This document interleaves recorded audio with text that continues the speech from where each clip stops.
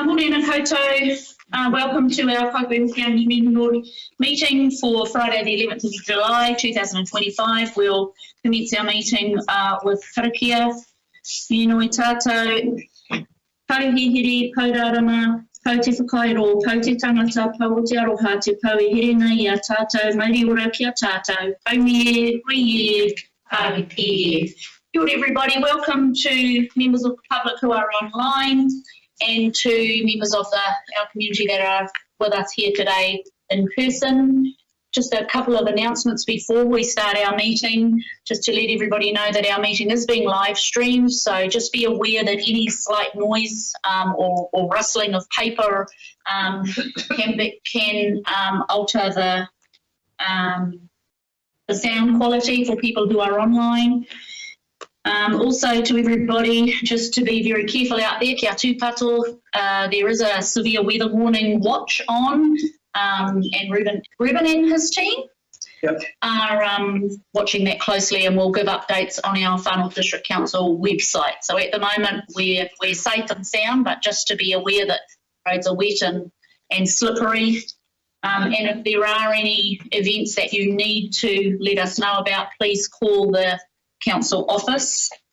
School's back on Monday, so we'll have lots of pleased parents, I'm sure, releasing their little darlings back into the care of our schools. So just be careful out there on the roads on Monday with buses and lots of cars on the road. So we'll start our meeting today. I'll call for any apologies or conflicts of interest.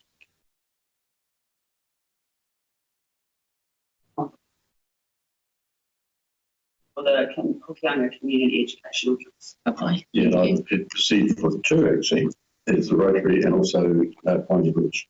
Okay. But I'll stand down with those coming. Yeah, and Piney Village. Okay, thank you. Right, so we'll start with public forum, and we have from Oriti, Mark Lester. Kia ora, Mark. You're welcome to come and sit at the table, Mark, or stand, whatever's comfortable for you. Well, there's just a couple of things we wanted to find out about at the hall, about the responsibility of the back of the hall. We've taken it as a community board to do it ourselves this time. It's costing us about $200 because it's just the long grass around the water tanks. And there's the drain that goes down the side and on the boundary. So we sort of like to know about that because it's quite a mess. You know, we don't know where the drainage, so I sort of where it was coming from, because we know there's a field up there behind the court. So I don't know if we need to look at it ourselves as a board, or who do I see to find out about the blueprints of the drainage for the toilets, and that sort of, when I was told, connected with the retirement little village there, a couple of houses there, but we're not sure where their septic goes. But we will also we'd like to request some rubbish bins for around the hall. And by the playground there, and shade sails for the playground. I don't know if there's funding available for us to do it, or do we have to raise the funds ourselves to do that?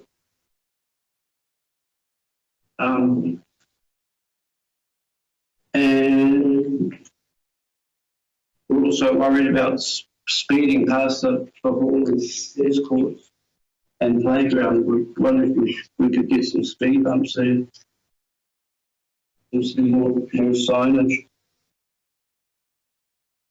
Just because the playground and the courts are used quite a bit, and we're having several tournaments of netball, so the rubbish bins would be really good, and maybe speed bumps. Just knowing how to approach you guys organise that.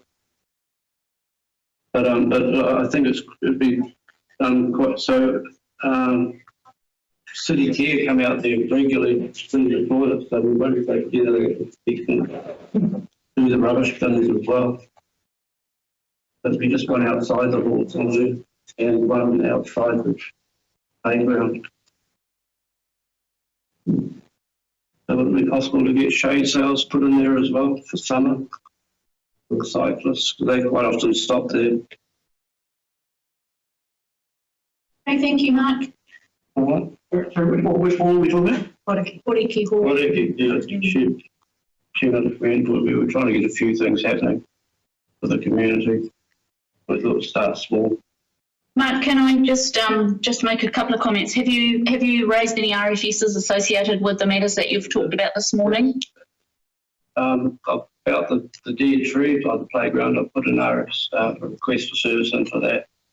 Okay. Request for service in for the Tahiki Road as well, but that's falling down. It's falling apart. Okay. If by any chance you have those RFS numbers handy, if you could leave them at the front desk, we'll follow up on those. Okay. The other matters that you've raised, if you could also raise RFSs for those. And I knew if I should. do you do that? Do you do that via email or over the phone normally? I just do it on the computer at home. I put email on my phone If you could CC, a few times. okay, if you get my email address and CC me into those as well, please, that would be good. Okay. I'll follow up. I'll do that. Just in regards to shade sales, we do have funding applications that you're more than welcome to apply for funding. So they're on the FNDC website, and the lovely lady sitting next to you there is our funding advisor, Catherine.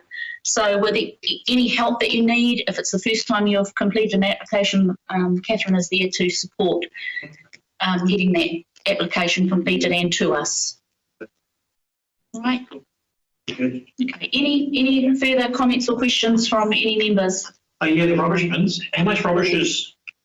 I mean, the fact that there's no rubbish bins there now means what? Well, it's just that there's been quite a bit of stuff being thrown around. Just we pick it up or had a couple of words with these there. Okay. But it's just cyclist water bottles, and sometimes they have drink down there. And there's cans thrown around, bottles. Thanks. Thank you, Mark, and we've heard from you before, and just again, thanks for the work that you're doing in Horiki and the fact that you've got the Yes. initiative to get on and get some things going. Connected with Thank you. internal affairs and get some funding through those resources as well. Thank So you. all three of our members are on real need now. Thank you, Mark. Thank you.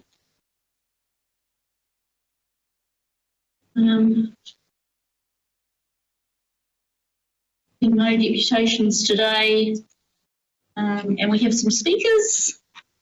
So first up, we have, in regards to funding applications, we have here from Hokianga Community Educational Trust, Janine McVeigh and Janet Nixon. Welcome.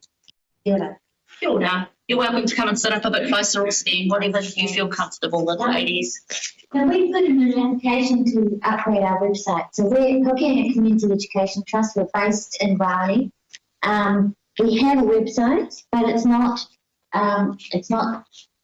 doing what we need to do. We've been expanding. We want to increase our reach within the Hokianga. We want to increase our reach within our demographics to get to a wider audience. But a number of really exciting things that we want to do, which your website will help with. So uploading the website is about our pay grade. Janine and I don't have the skills. So what we sent you a proposal from one of our fabulous talented young people, local young people who has got skills to do this. Things we want to do on this website are we have one of the successful parts of what we're doing is the arts-based workshops, arts-based and wellbeing workshops that we run from the old campus. And we want people to be able to come online, find the workshops and register and pay, because our very, very busy 2 days a week coordinator has a lot to do with just organising our workshops. The other really exciting thing is we want to set up a part on the site called a virtual publishing gallery. So this is for our Tamariki virtual publishing project, where we're going to engage with schools and have their children write and upload into the website, and then later in the year, because we also have a publishing arm, be able to publish the books, which we have done before, publish books with the children's works. There are a lot of advantages in the children for engaging with the website. By the time they get to high school, they have to be able to upload. I know from my 8-year-old Mokapuna, they're not getting a lot of digital stuff at school. We can tell here. We already have a little bit of money to pay a liaison person to go around to the schools and engage them with this virtual publishing site. This part of this person who's going to do our website upgrade is to help us with our marketing and communications. We know we can reach more people more effectively, but we need a bit of guidance on that, and she's going to do that. So yeah, digital doorway for kids. We've been asked by the schools to actually do this. We've had really good feedback from teachers we've talked to. And with our children, it'll increase their literacy, their creativity, their digital skills. And most importantly, I think we're going to capture some local stories from their perspective and disseminate them. I'm already ready with my Mokapuna to sit down and get these stories up there. It's exciting. And it's not a single event, it's going to be ongoing. It's not going to go on for years. So, yes, that's our project. Anything you want to add, Janine? Any questions? And what did you get $50,000 for Foundation North for? What was that project? So that was for our overall functioning. So most of that went to paying to the coordinator. Correction. Oh, okay. Yeah, no, just in your documentation. Yeah. To pay Jamie, Jamie Smith, our local coordinator, for around and delivering, organising and coordinating the workshops. For some of the workshop, we had through Kaikohe-Hokianga, we employed a wide range of local artists as tutors. So some of the tutor fees and some of the materials fees. We do charge a small fee, but a very accessible fee for the workshops, and that contributes to paying the tutors and the materials. And you don't need to name names, because I don't want to name names, but you're outstanding $29,000 worth of bills you sent to somebody. In your accounts, sorry?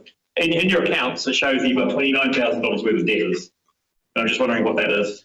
No, what that is money that's been allocated for programs that we run. So I do a thing which says this is how much the publishing's got, this is how much the Ako Arts has got, this is how much we've got to run the organisation. So we usually, I can't remember which. Oh no, it's in the audited accounts. Yeah, it says it's not debt. Sorry, it's not debt. It's what we. Oh, okay, no, it's just where it's in the part that says money we owe other people. We have a kept. We don't. We don't owe other people. We have the money to keep the program going. Okay. Not money we don't have debt. It's allocated funds, but not. They're allocated. So that's like your tagged funding. You've got funding in your accounts that are tagged for specific. Yes, for the specific things that I'm the treasurer, which is why I'm answering this question. Oh, yeah, no. It's just that I also run a charity, and when there's $29,000 in the line that says we owe other people $29,000, that's for a specific thing, and it's not usually. So no, it's just if that's the case, that's the case. Yeah, it's just that I want to know the order. No, we don't have debt. We cut our cloth to suit. And so if we, like with the $35,000 we got last year from Foundation North, we keep track. And with the money coming in from students and from other organisations that we apply for funding from, I keep track in terms of this is how much we've got left here. At the end of the financial year, there's always money in the bank for those things. She's just described it as debit, but it's money. Not money that's not there, it's money that's owed to that particular thanks. line.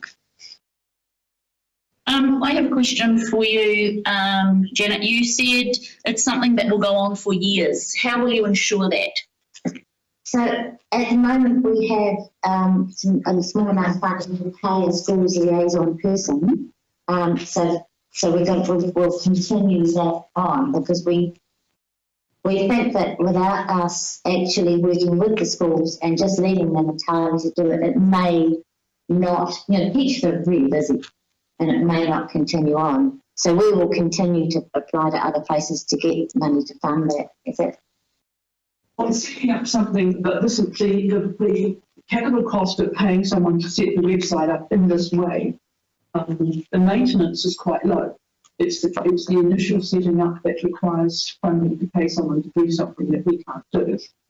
But it will be there, and if schools want to continue to use it, we hope to continue to be an organisation. We've got, succession plans and younger people coming and so on. It means that it will be there, and everything is always going to need to be upgraded or refined or changed or whatever. The idea is for it to be a longer term thing that we set in place. Does that make sense? We can't guarantee anything like that for us tomorrow. Well, that's what I mean. That's why we all could, and this could fall over if you weren't there. That's what I'm getting at. Well, that's why we've got we have a really active trust. We have a really active subcommittees where these sort of tasks are. We're actively engaging on bringing on different members of the community and younger members of the community. Good. Okay. Thank you. Any further questions? No. Thank you both for your application and for your time today. We'll consider your application later on in the meeting. Thank you.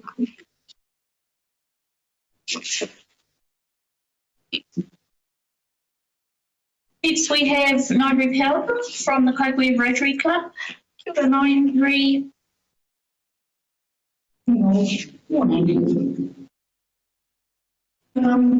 As you probably know, the Kaikohe Rotary Club actually fundraises to help out the community with various projects, like sponsoring students overseas.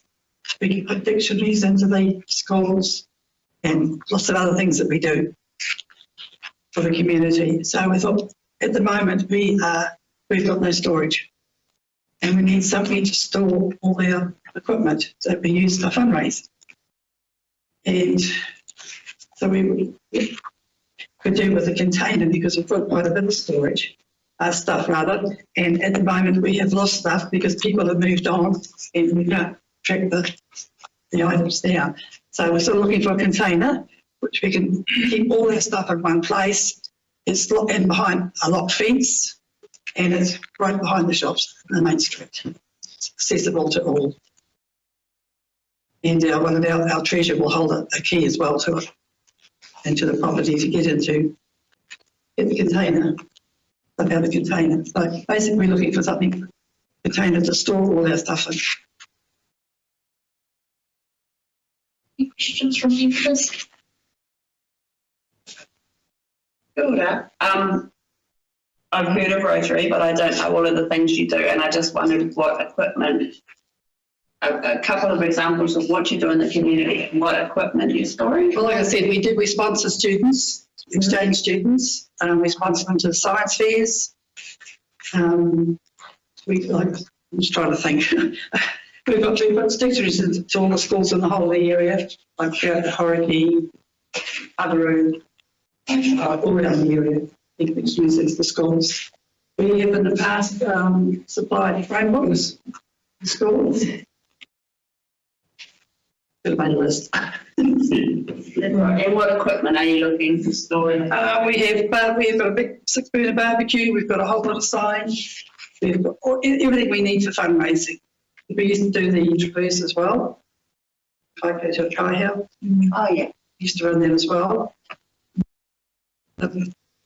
Thank you. Yeah, we've got a lot of stuff we've got. It's just scattered all around us. We've got clothes and banners and you name it. We need to put ourselves out there in the public. But we also need members. Can I sign any of you up? We need some younger blood. Okay, any further questions for Nairi? Thank you, Nairi. Thank you for the work that Rotary do in our community. Moving on to our next funding application from Ataka Thompson, Catherine Langford. I think Catherine's online. No, she's not. She's here in the house. Kia ora, Catherine. Good morning, everybody. It's a real treat to be here. Also, Kelly's come with me today. Kelly is our youth manager, and I just thought it was a good opportunity to, well, apart from practice time at my old home, but also to give you the opportunity if you want to ask a question. Resource. You've been big supporters of the Tucker for a number of years now, and we really value that partnership. I think it's, as you know, everybody's aware, the sinking lid on grant funding, which we rely on massively to deliver our programme. And so it's all the more important all of these individual applications to different places and the community board is a very important part of our programme. For those of you who are not familiar with what the Ataka Thompson does, we take young people out during winter months. We take young people out on Sunday wages, 12 people at a time who don't know each other before they get on board, and they have the opportunity to build a team, build new connections through a range of activities from sailing through to hiking, snorkeling. And generally just being in a melting pot with 11 other young people, the opportunity to build on some of those critical skills that we're looking for in the workplace, communication, teamwork, confidence, and actually just the opportunity to go and have fun. For some people, it's a break, an opportunity to go to a place where they can enjoy themselves with other young people. We've applied, as we have in previous years, we've applied for 2 young people for $2,000 per placement. We've done a pretty deep dive on our costs as we come into this financial year, and it's certainly not getting any cheaper to deliver our voyages. And we've kept the amount that we've asked the same, and then we supplement that with other funding that we get from other places. And you'll have seen in the application that we have support from Foundation North this year, for this year, I mean next year, we have lotteries this year, and then everything else comes from applications exactly, which is organisations where Rotary, various Rotary places different card lines and so on, and then a lot.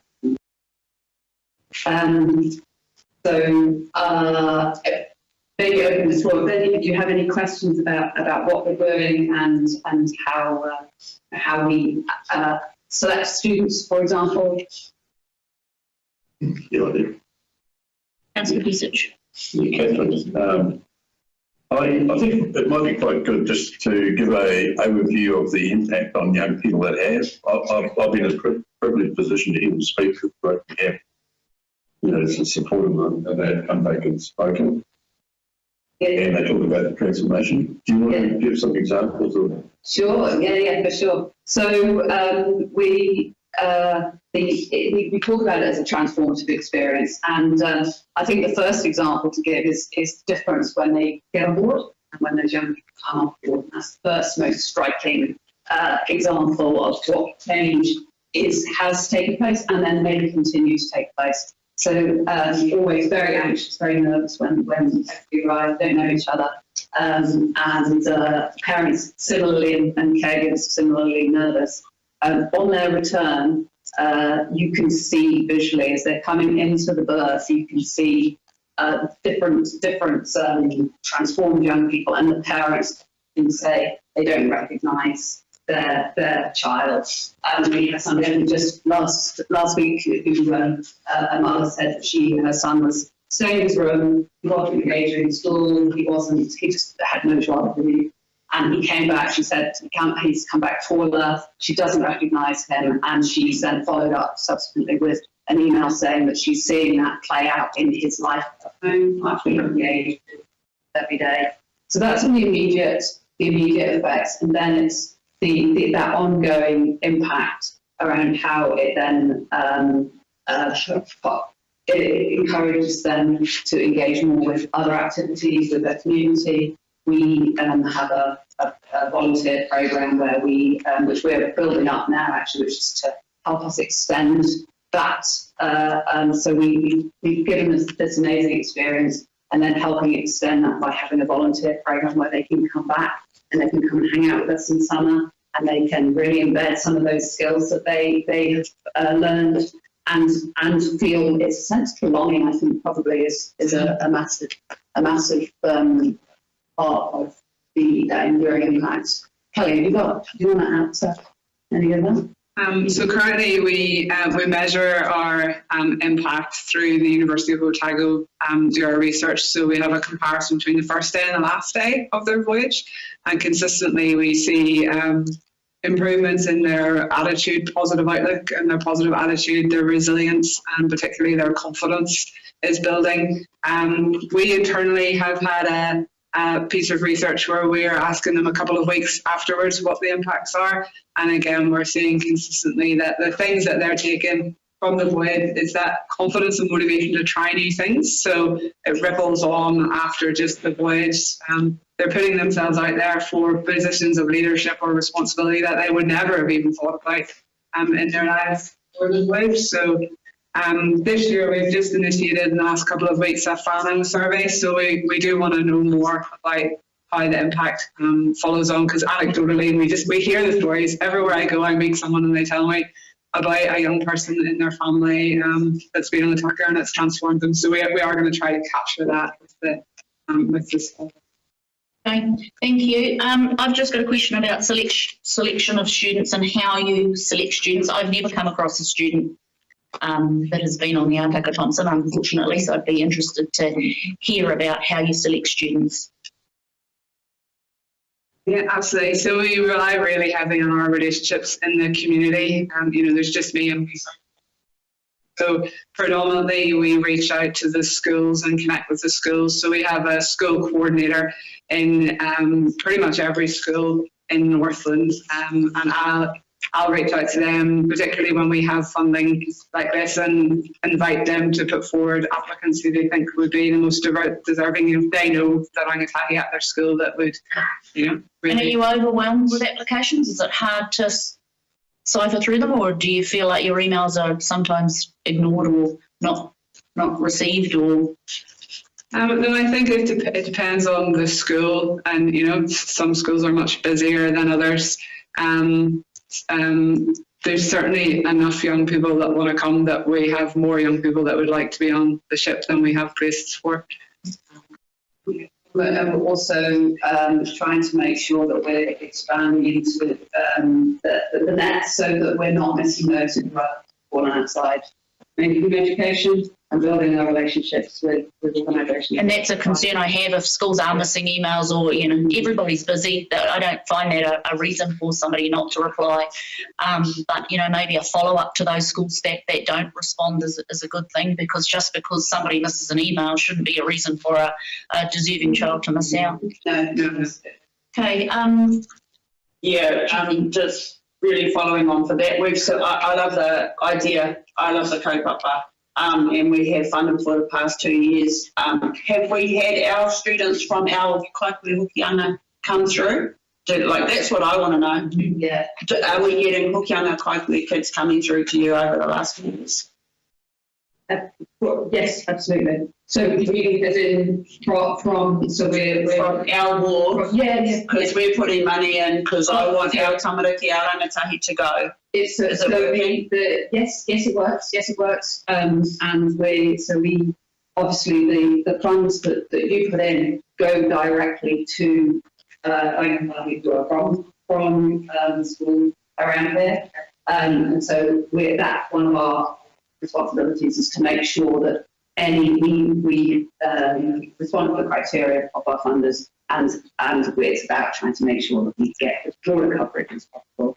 Of the last year, it was 34%, but from final, so we're so 34% from 20 from the kaipara and Monday. So we do predominantly serve with them, and we try to make sure that we allocate that as evenly as possible. Yeah, it's important to us that we're reaching new places all the time and building those relationships. So we've recently had children from Northland College, Auckland Area School. Yeah. We've had quite a few from Oakland this year. Not so many this year. Last year we had 3 more last year. Specifically for your funding last year, we had a young person from Northland College and one from the Thank you. And we've had a number of those students, and we have a relationship with the Broadwood area school. And yeah, the next thing is that we want to be reaching those young people that aren't in school or education, and we're starting to build relationships with providers. Awesome. Thank you for your time, ladies, and the work that you do for our rangatahi. Thank you. Next up, we have from Kaikohe-Hokianga Village, Kelly Van Galen. Kia ora, Kelly. Not on my stomach, but both of my children being on Thompson. It wasn't through the school, it was through being an active parent. Anyway, so hi everybody, I'm Kelly from Pony Village. Hopefully you've read the application. It's pretty straightforward. We want to install 6 outdoor power points for camper vans and 2 outdoor rustic shower facilities that will service both campers and hopefully the school students. Yeah. Any questions for Kelly? Just one thing. How many, if you get schools going through, so what's the primary use for that? Can you say campus? Well, hopefully it's like in the term 1 actually, is that's when the new students come to the school, and that's when they do that whole connecting thing, and they should be able to have, and the weather is better because this is an outdoor facility. They'll be able to camp and they'll be able to wash.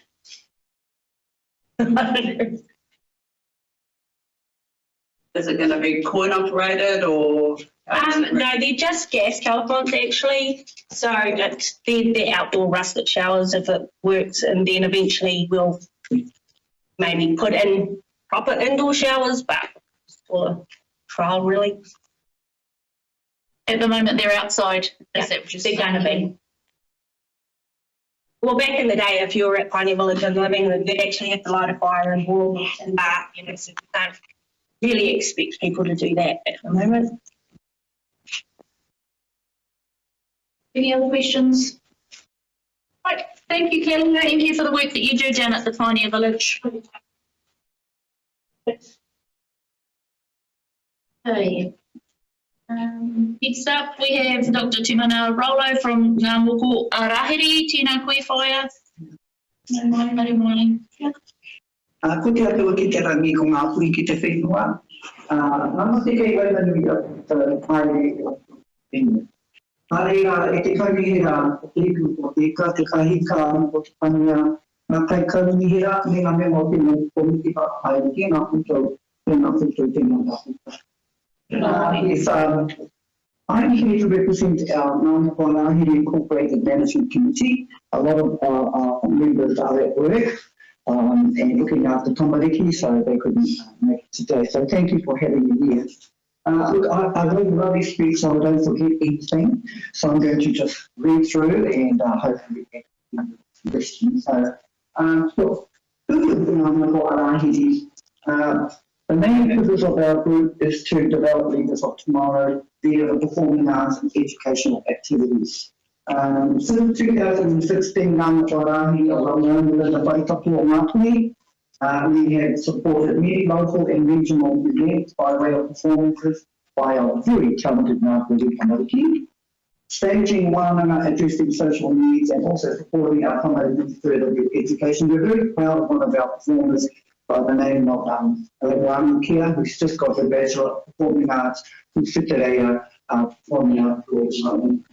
We're very proud of our Look, our project, Mā Te Haka, Ka Tū Rangatira Ai, translated as Cultural Music, Song and Dance, allows me to be proud of my heritage and to stand strong as a leader. We are planning a 3-day Roho Marae Wānanga to be held in Hokianga in September of this year, bringing together our kaumata and kuia, some cultural tutors from Polynesia, Kapahaka, and also musicians, entertainers, and tamariki mokopuna, with the focus of upskilling our tamariki in performing arts that include Kapahaka, Polynesian song and dance, world music and dance, and cabaret entertainment.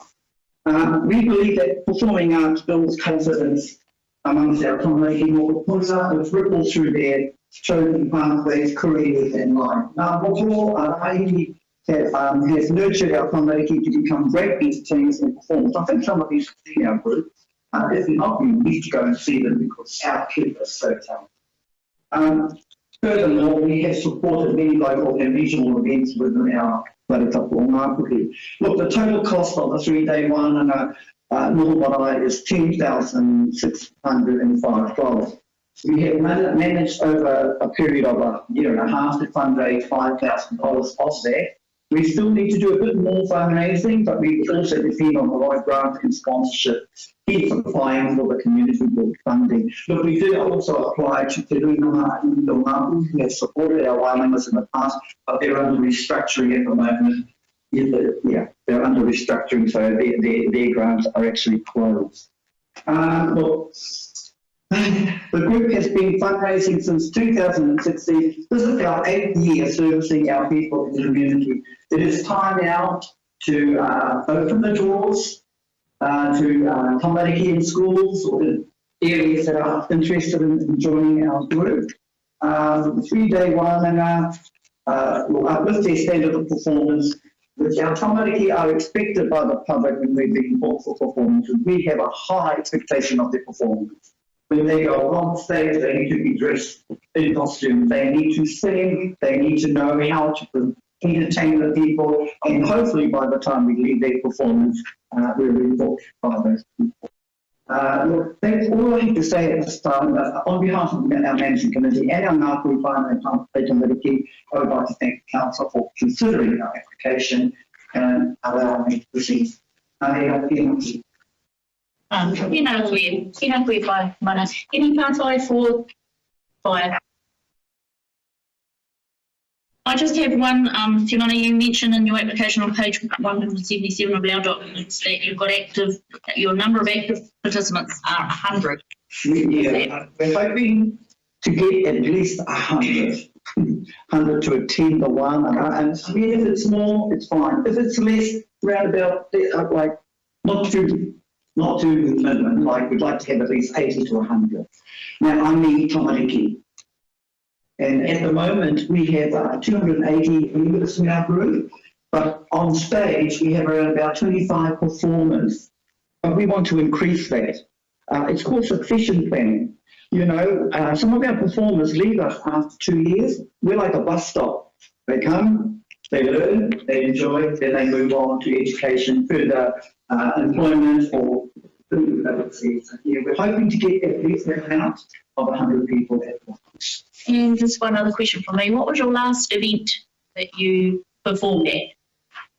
God, I think was the Matariki in the park here at the Memorial Hall, but also we held an important wānanga in February of this year at Kaikohe-Hokianga. It was based on leadership. We called all our kaumata in to teach our young people about being resilient and how to teach them about leadership skills. And we also had a crowd from Canada, the Muslim people of around about 30 that attended that one. So we also run other ones.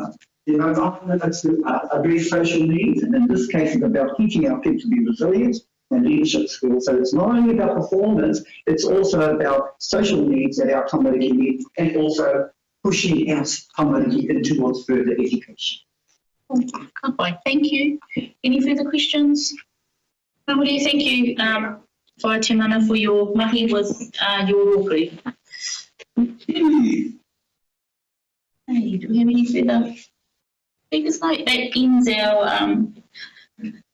speakers for today. We'll move on to item number 6 in our agenda on page 8. Okay. So item 6.1, confirmation of previous minutes. The recommendation is that the Kaikohe-Hokianga Community Board confirm the minutes of the meeting held 16th of May 2025 and minutes of the extraordinary meeting held 23rd of June 2025 to be a true and correct record. I would move for that recommendation. Thank you, Councillor Busich. And second, Member McVeigh. Any more at all about that recommendation? Put that to the vote. All those in favour? Aye. Any against? No abstentions. That's carried. Moving on to item number 7.1, to our reports.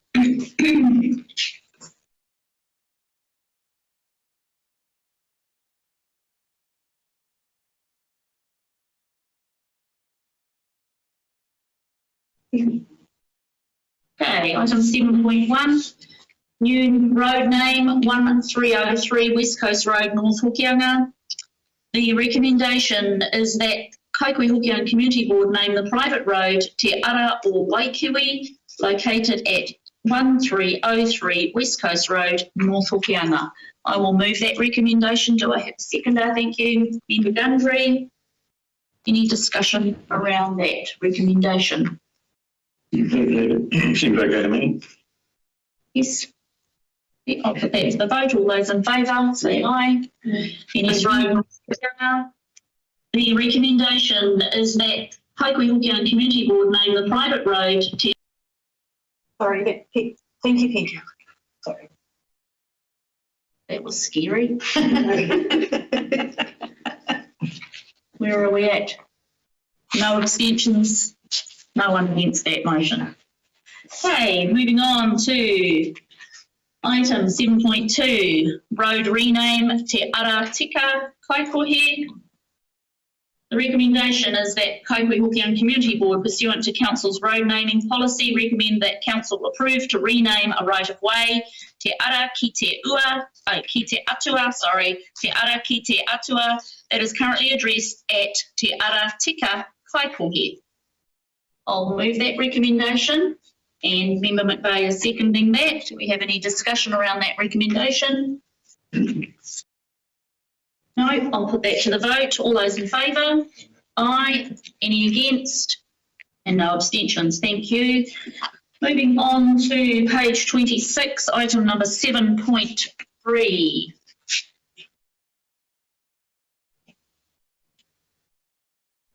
Okay.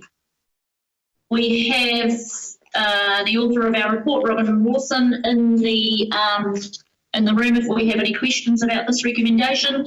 That says the Kaikohe-Hokianga Community Board makes the following recommendation to the Far North District Council as follows.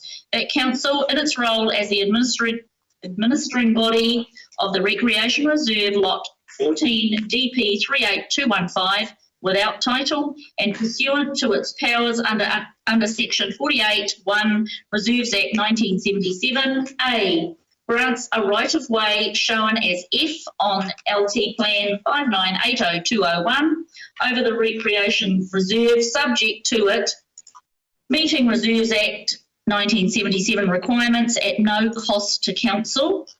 And B, pursuant to Council powers under Section 48(3) Reserves Act 1977, public notice is not required as the reserve will not be materially altered and public use and access is not affected. I will move that recommendation. Do I have a seconder? Thank you, Member McVeigh. Any discussion or any questions for Robin around that recommendation? This isn't that original. Is that reserve actually used by anybody?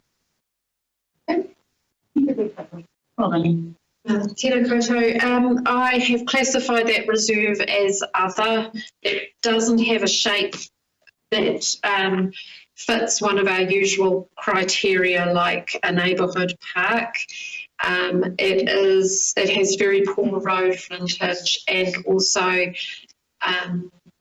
so that doesn't encourage use, and it is associated with the Urupa Reserve that's adjoining it. So it is my understanding that it has very little use.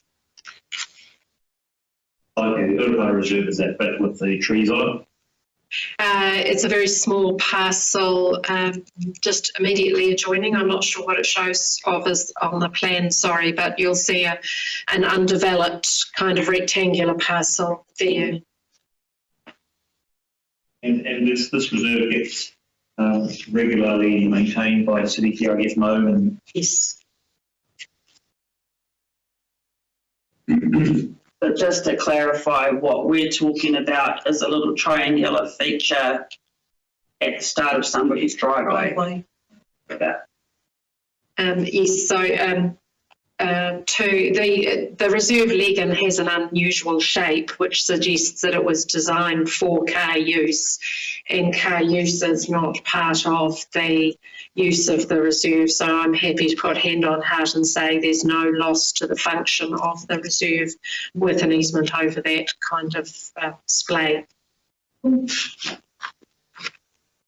would be, in your opinion, what would be the, this is going on, moving on to the future, what would be your opinion of the opinion of selling that piece of reserve or making it a non-reserve and getting rid of it, given that if it's not used and it costs us money every year to maintain?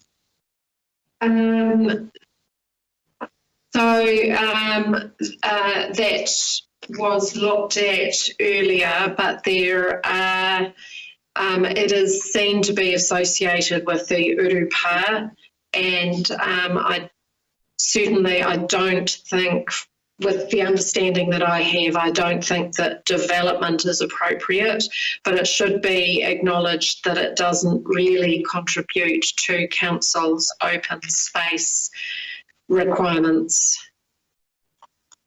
And that is something that the councillors may wish to consider in the future. Okay, so do we have reserves, other reserves, that are differently designed? Let's call it design, okay, that wouldn't require ongoing maintenance? So we certainly have conservation reserves, scenic reserves, tree planting reserves, where an area is fully planted and it requires no regular maintenance. So that is recognised as a natural areas function for reserves, in particular esplanade reserves and those sorts of areas. Okay, so what would be the process of turning this reserve into something else? Reserve. It may be guided by the open spaces plan, the open spaces strategy that is under development at the moment by their policy team. And it's certainly an example that doesn't quite fit the structure and framework of council reserves. So I think that the open spaces strategy may provide some guidance. Okay, so if this group, this assembly here wanted you to put a couple of hours to it just to answer those questions and report back to us, do you have the resources to be able to look into that, give us a few, give us some thoughts and bring it back? I can so first of all, prior to the open spaces strategy, it's trickier because ideally we do deal with all these pieces of land in a consistent way, and this is not the only property. I would say that I have done some preliminary discussions with you, and to get you a more robust answer would actually be a fairly sizable piece of work and would involve quite a bit of consultation. So it... Well, I mean, my question would be more not do the consultation, but just give us your opinion of what it would take, including just list that you have to do some consultation with the word transmuted into something else. I can certainly provide an information paper, and that wouldn't take much work because essentially I have, this is work that I have considered. And so what do you require from us for you to start that and bring back? Just a resolution asking you to do that? Yes, I guess so. I would just say that it's probably not likely that council would consider it before the open space strategy is approved. Okay, so I'd like to move an amendment to this motion and just ask the report writer to give us a bit of an information paper on the options of converting this into something else, or some other kind of reserve, some of the reserve use. Okay. We have a seconder for that Yeah, I'll see. recommendation. Thank you, councillor Vusic. All those in, any discussion? Could I just get the reading again? And we ask the report writer to, or the report writer's group. Is that fair? Who do I ask? You could just request. Or we request an information report on the options for converting this reserve to some of these. I do just want to say thank you for ensuring that the consultation with Hapu, and it would be wide because it's a space that is connected to a urupa. So to me, that, and I'm just speaking from a place where I sit, that is council moving around that for you to go and create a report that looks into these things without Hapu sitting at the table. So I'm not supporting that resolution. My request was to give us information paper on what needs to be done. So if the paper comes back and says we need to consult, I'm not asking you to come up with what we want to do as a recommendations. I just need to know what's the next step. Yeah, the reason I support it is one is we do need to solve that'll sit there forever. It costs us money and people looking after it. Certainly the rural is an important thing. I don't even know where it is on here. And so we'd have to consult on that. And I think Council Rusty 4X raised the issue of right throughout the district holding on to reserves that are not being used. And it's smart to do that. So certainly get the information. I think it's a good first step. Any further? Just if it's in terms of just finding out, clarifying what is involved in the potential change, then I support that. Because what you're likely to come back with is a certain amount of consultation and a pathway forward that council is not necessarily going to lead. You're just going to give us information of what's involved. Yeah.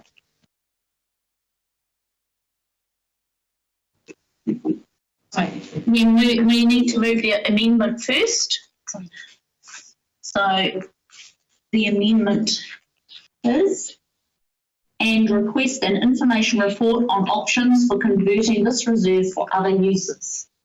And that was moved by Member Edmonds and seconded by Councillor Vusic. We'll put that to the vote, that amendment to the vote. All those in favour? Aye. Any against? Any abstentions? Member Fairley abstains. Okay, and then we move on to the whole motion now, the whole motion. I'm not going to read all over again. It's on page 26. I'll move that recommendation. I have a seconder for that. Member McVeigh. All those in favour? Aye. Any against? Any abstentions? No. Thank you. Moving on to, where are we now? 7.3, 7.4. Funding applications on page 42. We'll go through each recommendation separately. So the first recommendation is A, that the Kaikohe-Hokianga Community Board approve the sum of $1,445 plus GIST if applicable be paid from the board's community grant fund account to the South Hokianga Growers Market for the cost towards a gazebo, sun umbrella and promotion. You have a mover, thank you, Member McVeigh, and do I have a seconder for that? Member Fair, any discussion around that? I was just concerned that what would you get what sort of gazebo would you get for the amount of money that they've requested? They have got it listed in the application, and it's a fairly flimsy little. Yeah, they do have, so I do attend the market sometimes. Yes. It's very popular, even in the winter. Oh, it's very popular. And I think they're pretty familiar with gazebos and so on, so they've probably just chosen one that would suit them. Okay. Yeah, and the signage hopefully. Right. All those in favour? Aye. Any against? Any abstentions? Thank you, that's carried. Recommendation B, that Kaikohe-Hokianga Community Board approve the sum of $4,000 plus just if applicable be paid from the board's community grant fund account to the Rotary Club of Kaikohe for the cost to purchase and outfit a shipping container for storage. I'll move that recommendation. Do I have a seconder? Yeah. Thank you, Member McVeigh. Now, we have some conflicts of interest, don't we? So you'll be withdrawn that, so. Just you, is it? Yeah. Councillor Best? Okay, all those in favour? Aye. Any against? Any abstentions? That recommendation is carried. Next recommendation, that the Kaikohe-Hokianga Community Board decline the application from Ngā Tamariki o Te Taiao Pihema Educational Services Limited towards costs for children to attend preschool.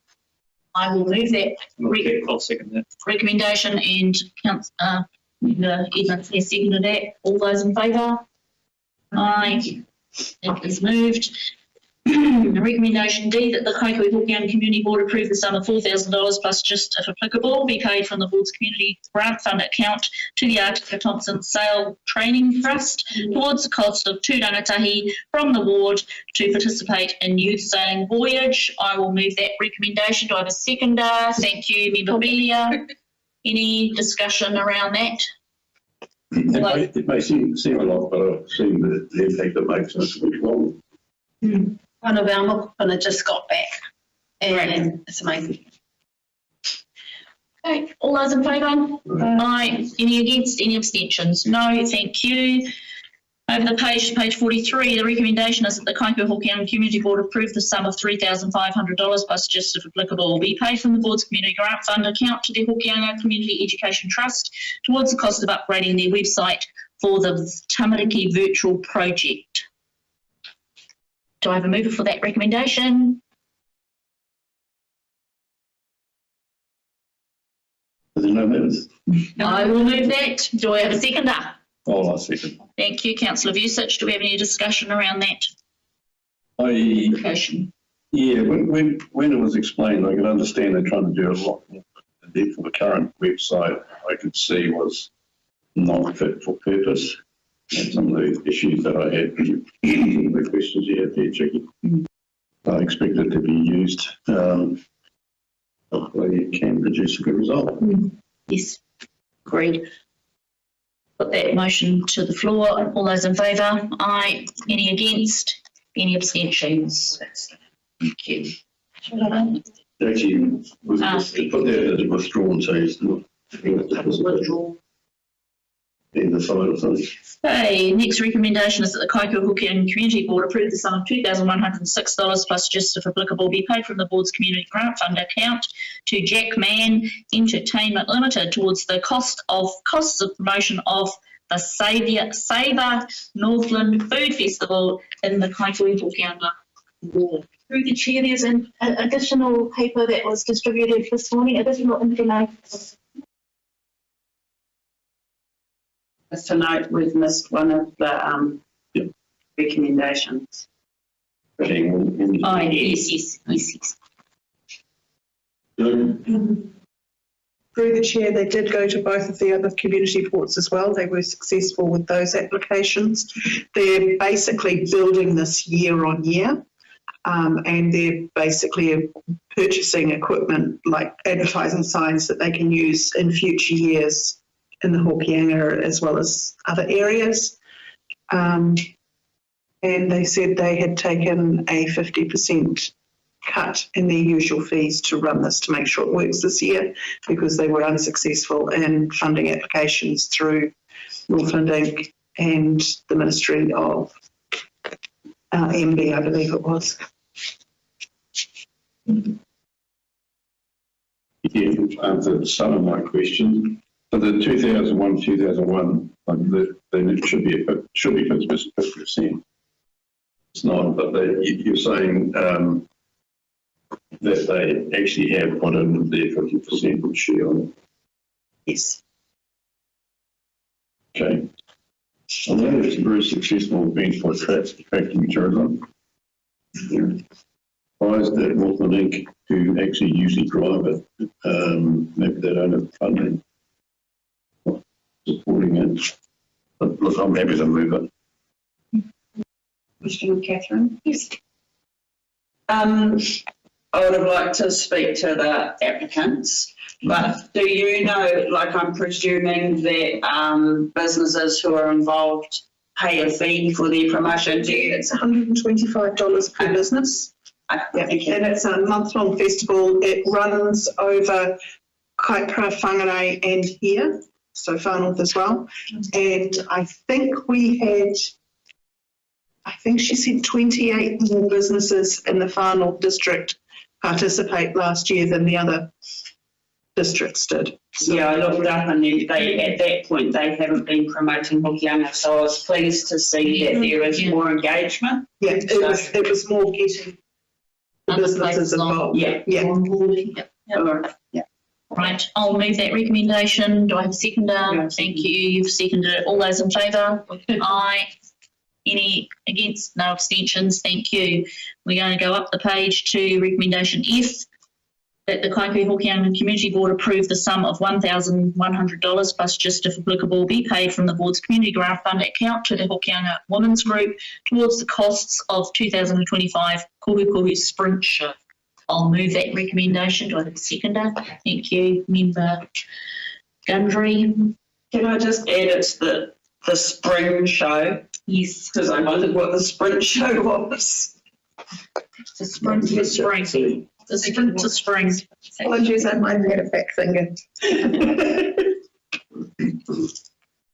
Any discussion around that? Put that to the floor. All those in favour? Aye. Any against? No abstentions. Thank you.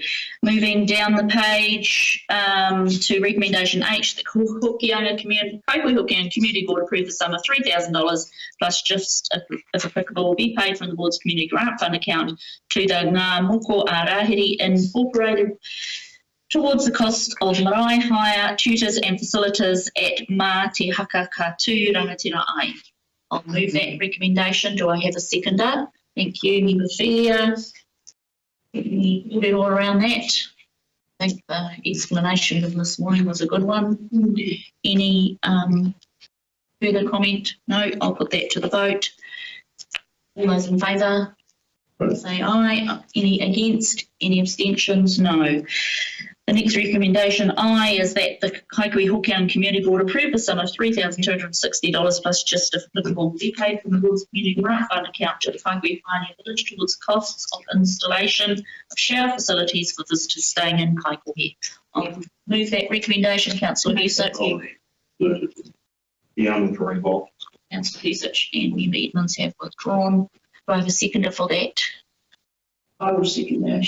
Thank you. Any cordial around that before I put that to the vote? Not directly to that, but getting some information out to schools in terms of the educational programs, because I always encourage us to come there, but the kids are like, the staff are like, but why? So it'd be good to get that sent out. The village used to have an education officer. Oh, yeah. And which was done for that, and we've just got the fund from the council, which will enable us to do. That would be great. Yeah. That is one of Kelly's. Yeah, awesome. Okay, I'll put that to the vote. All those in favour? Aye. Any against? Any abstentions? No. Final recommendation J, that the Kaikohe-Hokianga Community Board approve the sum of $2,500 plus just if applicable be paid from the board's community grant fund account to Wahanui Productions towards the costs of Tangihanga Theatre production at Mania. Do I have a mover for that recommendation? Thank you, Councillor Husich. Do I have a seconder? Thank you, Member Gundry. Any kōrero around that application? I think Mania, I'm keen to support Mania. They work hard. They just need to get the numbers through it. So anything can help. That's my side. Yes, I agree with that. Any further comment? No, I'll put that to the vote. All those in favour, please say aye. Any against? No abstentions. Thank you. Well done, everybody. We're through our funding applications, and now we move to page 171 to look at funding, project funding reports.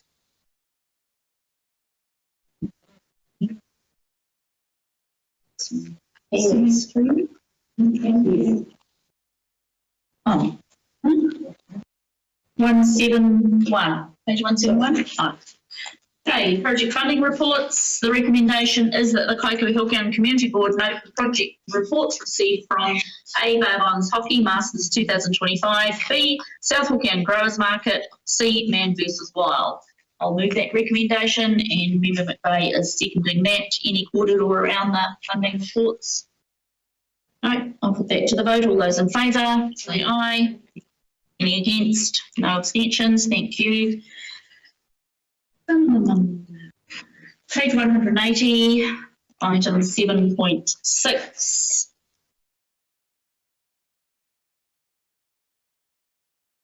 Councillor Vucic is moving the recommendation that the Kaikohe-Hokianga Community Board note the March-May 2025 member report from Chair Chicky Rudkin. Thank you.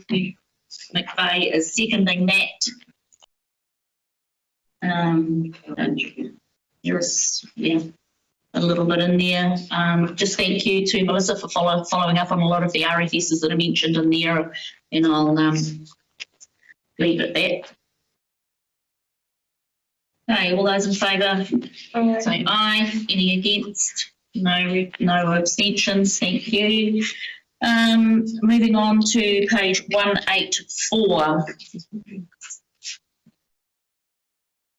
We have Ruben and his team in the room today too, the delivery and operations team. So thank you, Ruben. We're looking at page 184, 8.1. The delivery and operations quarterly update. The recommendation is that the Kaikohe-Hokianga Community Board receive the report, delivery and operations quarterly update. I'll move that. Do I have a seconder? Thank you, Member Gunry. Ruben.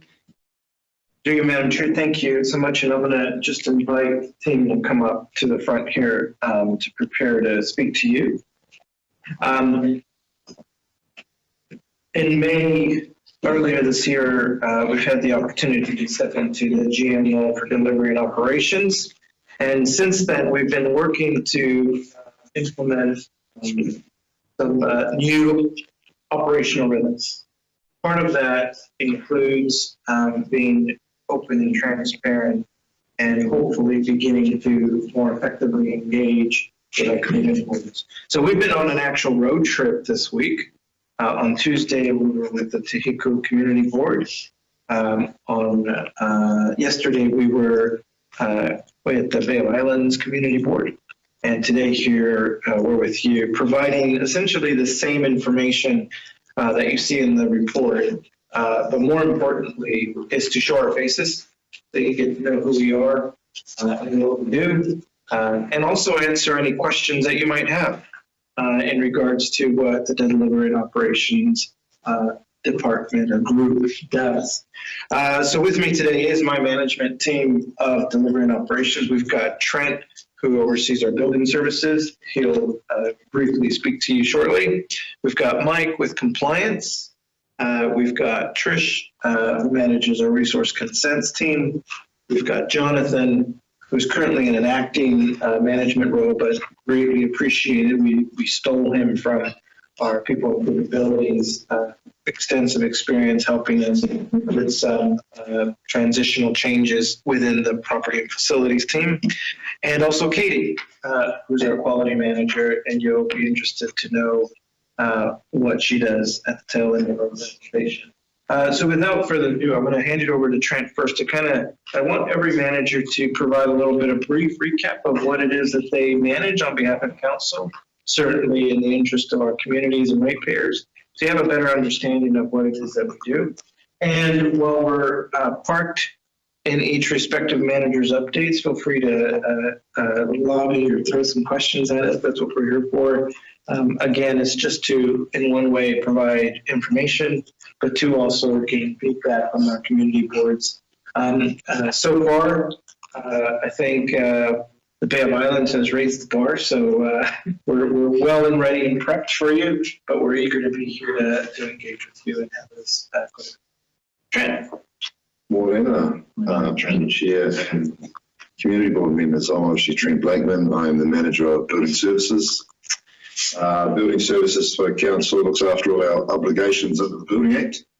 There's basically two functions that sit within Building Services. The first one is the Territorial Authority, which takes care of public safety, we'll say, for a building like Council Chambers here. We have a BWOF, which takes care of all the safety systems in the building, the fire alarm and all those kinds of things.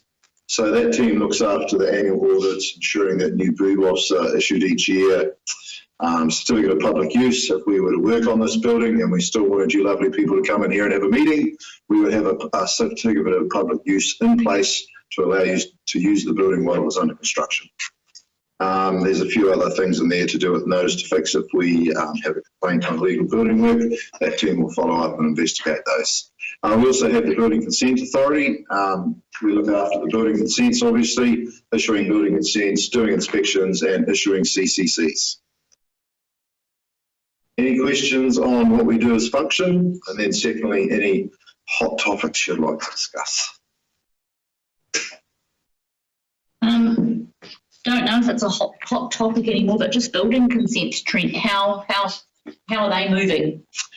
I guess the best stat to articulate where we're at, I guess, in New Zealand economy, in 2021, we issued 1,500 consents, and last year we did 1,000. So basically 50% down or thereabouts, so 40%, something like that. So it's dropped quite a bit. What we have done, I have a different set of reporting, which you'll see next time in the next, I think it's in the next quarter, talks to the value of projects for like built by ward as well, which is quite interesting. It sees all the workers, but we've actually bucked the national trend in the last 5 months where our value of projects into the community is actually trending up versus the rest of the country, which is pretty flat. So that's positive for us because that has a direct correlation to our economy. If we've got projects out there worth a bit of money, we've got contractors out there working on them and putting money into the community, which is great. Just another question. How do you ensure that my 89-year-old great-granduncle that lives in Pangaru who wants to build a house over there knows what he's supposed to do in terms of consents and whatever else he needs to know? Very good question, Madam Chair. Obviously, I was going to say we have heaps of information on the internet. However, your 89-year-old grandparent might be au fait with the websites. Obviously, they can ring us. We're more than happy to have a yarn and talk to people on what they need to do. What we do suggest, and this is where people get a little bit confused, as regulators, we check things. We don't design things. It's not up for us to design someone's house or their project. That's where they have to go to a professional who has the competency to do that. We can aid them through the process of what we need, but they must do the design and then they bring it on to us and we will check it obviously for compliance with our Building Act, which, by the way, this came up yesterday with the Community Board. There's a minimum. Like to pass our building code when you come to council, we're checking off that you meet the minimum standard. Right, and what that minimum standard's based on is it enables a person to live in a house without losing amenity, to remain healthy and all of those kinds of things. If you choose to do a higher standard, you're quite able to do that. There's nothing restricting a person from building to a higher standard than the building code. Hopefully that answers your question. I'm just wondering about marae consents and building and resource consents within the marae hapu space. Do you have someone who is able to engage with and go to the marae to connect with them on their projects? Yes, through the chair. That's my lovely self at the moment. We've just recently, to cater to that need, done a tikanga policy within building services itself, which builds into the T-Paiata framework. And really what that's about is that's about us going out to a marae and acknowledging their tikanga that's specific to their marae and any needs they might have, and also explaining what we need to do through the legislation to get to a point where we can offer them a co-compliance certificate. So we've done 2 marae so far, well, a marae and a Kaumatua housing project, which was pretty cool. The project, we had a pretty good feed, to be honest. It was fantastic. So yeah, we're enjoying that so far, but look, it's very much in its infancy. I do have another set of data where we're reporting on projects that are on Maori freehold land. So that's quite an interesting statistic as well to see what's going on there, so I can incorporate that into the next report. Thank you. Any Evans, did you have the? Oh, sorry, no, just relaxing his muscles. I have a question then. You said for government looking at changing rules. When's the 70 squares? That was it 60 or 70 years? 70 through the chair. Look, we've discussed this a couple of times now. I think the Te Huku Community Board brought it up. They're talking, I think, early 2026. Just trying to remember off the top of my head. I've got a funny feeling that the legislation might even be there yet. They just hasn't been enacted yet, or it hasn't started, but I understand it's early next year. We don't understand what actually is going to happen. It's sounding like potentially if you want to do a 70 square metre project in your backyard, you will do a PIN check with us, which is Project Information Memorandum. That's with council, and that'll work out whether you need to get a resource consent, or there's any issues with the district plan. Okay, but then you go away and build that, and at the end of it, you give us the documentation. Council's not actually involved. There's only 2 touch points, the initial PIN check and then providing the information of the completed build. But yeah, and until it actually comes out and we're given the rules, that's probably as much as I know. Okay. Any further questions for Trent? No, thanks, Trent. Thank you. Next up, we've got Mike, who manages our compliance team, and he'll speak to his portion of his report and open up any questions you might have for Mike. Morning, everyone. Mike McMurtry, Manager Compliance, which is a lot of different things. It's not building compliance, that's Trent, but pretty much everything else. Animal management, environmental services, which covers food verification, liquor licensing, other health related queries. The monitoring team, which looks after district plan breaches, bylaw breaches, noise enforcement, parking enforcement, encroachments onto council property, pretty much all that sort of stuff. So it's a very unique space, a lot of different legislation, it's a lot of different bylaws. I need to violence yesterday when I first started in January. I think I downloaded somewhere in the vicinity of 40 different laws, policies and stuff to try and start learning them all, because it does jump around a lot, and in any given day I can look at 3 different pieces of legislation that have completely over each other. So it's a fun space. I quite enjoy it. We seem to get the Russian community likes compliance, but what our job is, it's about making things like Trent, make things safe, making sure that licensees in the environmental space are adhering to the rules and not selling alcohol responsibly. Food verification is making sure people are following things manner. So it's about protecting the community. Same with the bylaw and legislation breaches, making sure that people build where they're supposed to. They're not breaching the rules that are going to put people at risk. Animal management is always a hot topic, particularly in Kaikohe with dogs. We've done a big push recently to try and be proactive in our being seen. We feel it's having an impact in that there's less reports of dogs straying. We're managing to get them home. Ultimately, we've got to try and change ownership attitude. We're starting that with school education programs in the next few months. So we'll start with kids that are very influential with their parents. I'm informed at the moment Kaikohe Intermediate, Kaikohe West schools are both on board in those programs. I think there's some more coming. The team's been invited to the principals' hui in the next few weeks, maybe, to discuss that and then principals really, to get everybody on board. There's some really positive engagement. There's 7 schools across the district, and 8th one's coming on board up in Taipa. And what we've found is that some of them are booking them in for next year already. They're really keen to see the program, so that's really cool. And a lot of hard work by the team doing that. Registration time at the moment, so if you've got dogs, you need to be registered. There's a big push. It's really busy for the first 2 to 3 months because that's what discounts apply. So the team's working really hard at the moment. We've had staff stuffing envelopes to send those notices out. Achieved it in 3 days. Yeah, which took a couple of weeks last year, so it's a huge effort. Otherwise, that's pretty much an update on what the team's doing. I'm sure there's some burning questions, so fire away.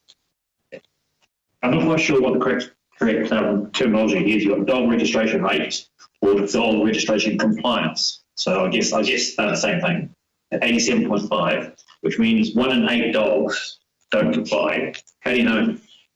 So what that comes from is so every year we have I guess a base point from the dogs that were registered last year, because obviously dogs have a lifespan. So we know that there's a certain amount of known dogs in our system based on the previous registration year. So we start, that's our baseline. Everybody that's on our database gets sent a reminder notice to say you need to register your dog. So that's where the total portion is, and we check the compliance rate with dogs that we already knew about.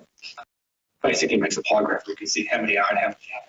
On top of that, and I noticed here that over the last year we had an extra 1,000 more dogs come in, so people knew dogs and dogs that didn't know before that, then add to that.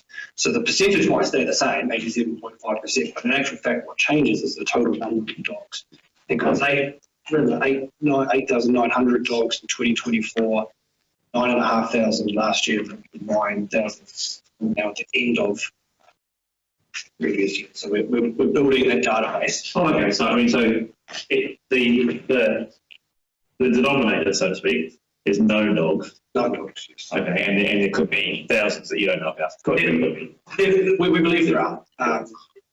Sure, I think yes. Okay.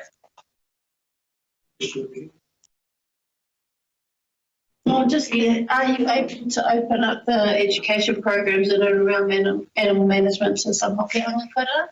We definitely will. We're as many schools want to come on board. We'll take them. It's in, like Trent says, it's an infancy stage.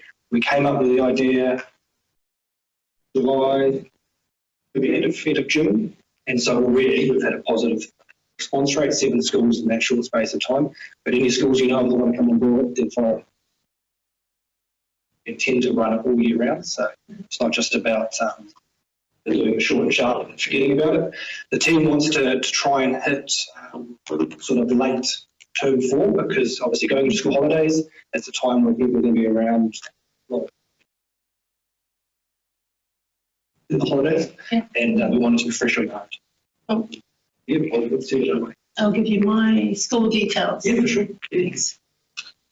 Yeah, just dog attacks, wandering dogs and dog reports has been a big thing over in South Hokianga where we are. And I have over the last few years put a couple of reports in to wandering large dogs that I was concerned about. It takes a long time, I guess, for the officers to get out there. Well, this has been my experience in the past and from other people as well. And I just wondered if that's changed or how, like, what can we do? It's great training people up. It's really necessary. Or what, has there been a change? Have things improved or? I think so. Like I said, I've been here since January, and I've made it a big push for our team to respond as fast as possible. Mm-hmm. They're a limited resource, so they can't be everywhere all the time.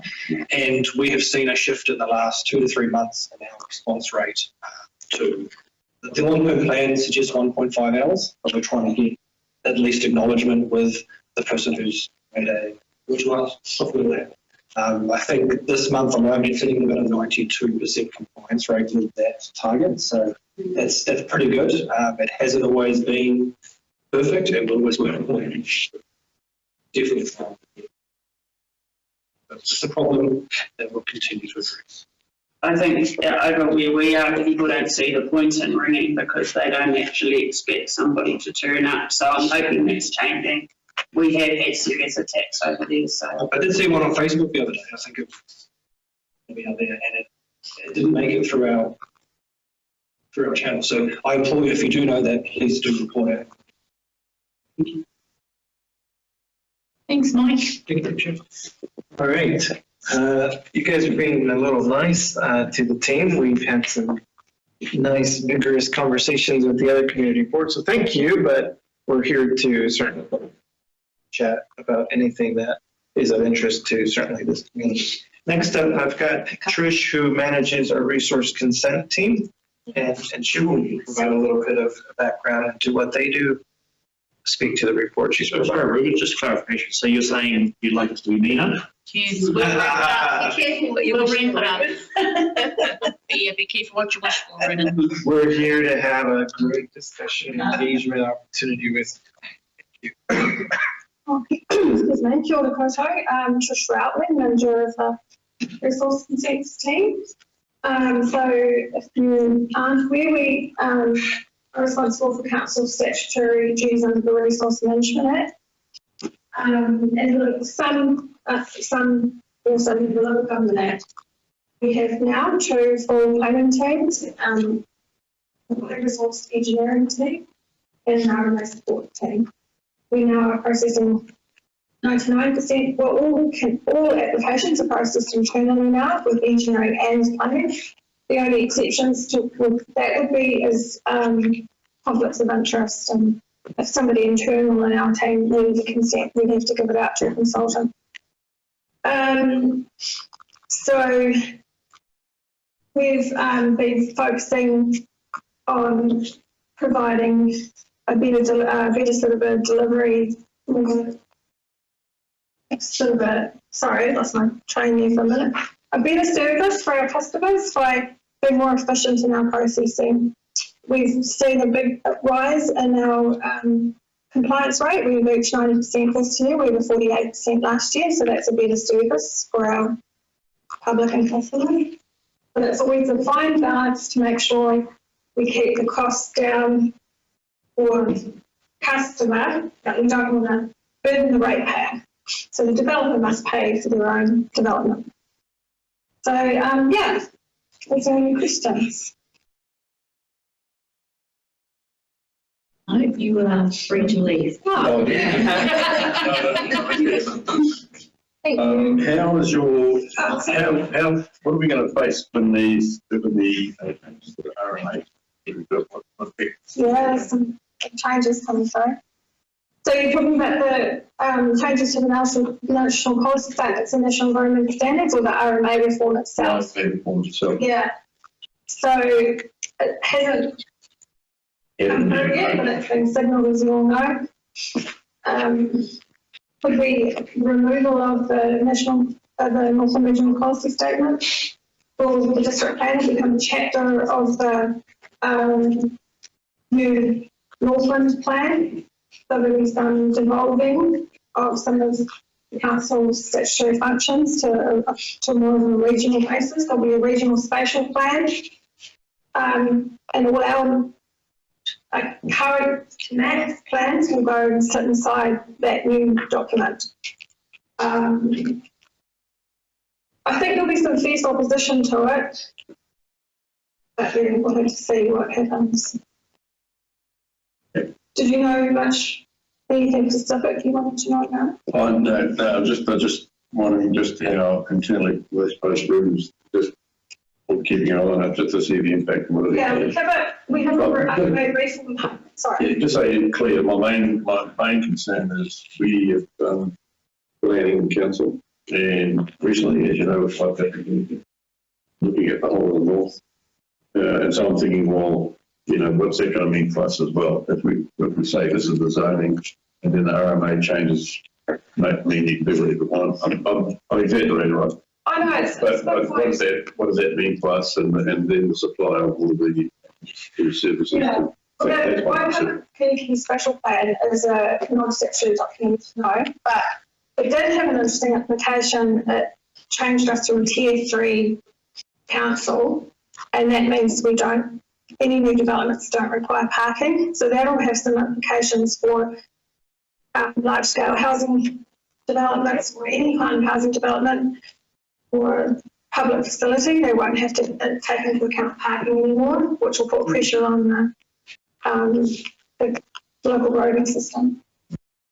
Sorry, Ken, I missed the first bit. Have we been moved into tier 3? Yeah, so that's already, and does that date to... Took place on the day of the adoption, and my understanding is Roger's team got a little opinion on that, so it's confirmed.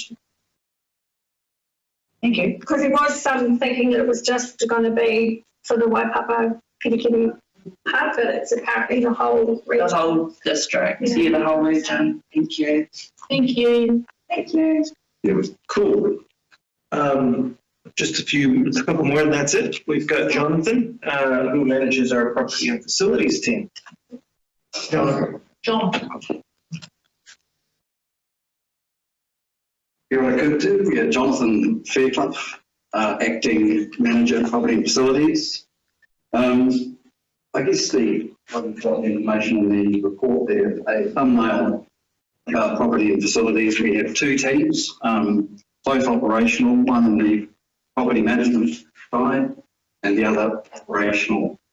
As between them, we're managing a range of district facilities, parks, reserves, housing for the elderly, cemeteries, for example. It's fair to say that over the last 4 months, I think it's important that we keep it in perspective the current circumstances of the team. We've had the challenge of the manager, 2 team leaders, the waste management specialist departing, not all at the same time, but that placed us in a circumstance which required an appropriate response. And the good news, I guess the silver lining, is that across council, we have none of those positions with people seconded. We've gone through a period of successful recruitment, and we'll have a fully subscribed team by mid-August. So there's good news about that. We have some excellent people coming on board. So with that in mind, any questions? I just have a couple of comments, Jonathan. In terms of kind of what I talked to Trent about, what's council doing in terms of educating schools and community around services that council provides? So property and facilities is probably one of the most frequented RFSs, I would say. So what are you doing to address that for community members? Yeah, great question. And again, I think some good news, because these circumstances have actually given us an opportunity, and the teams have been excellent in their contribution to reviewing what was working, what wasn't working, and looking at new ways of processing the quality of the RFS information, the workflow, the ownership of that work, and how that filters through to delivery on the ground. So I think it's fair to say before the next quarterly meeting, we'll be able to provide some stats around turning the ship around. I hope so, because it appears to me that it's not until one of the elected members gets involved and it's escalated that some action happens, and that's disappointing for me.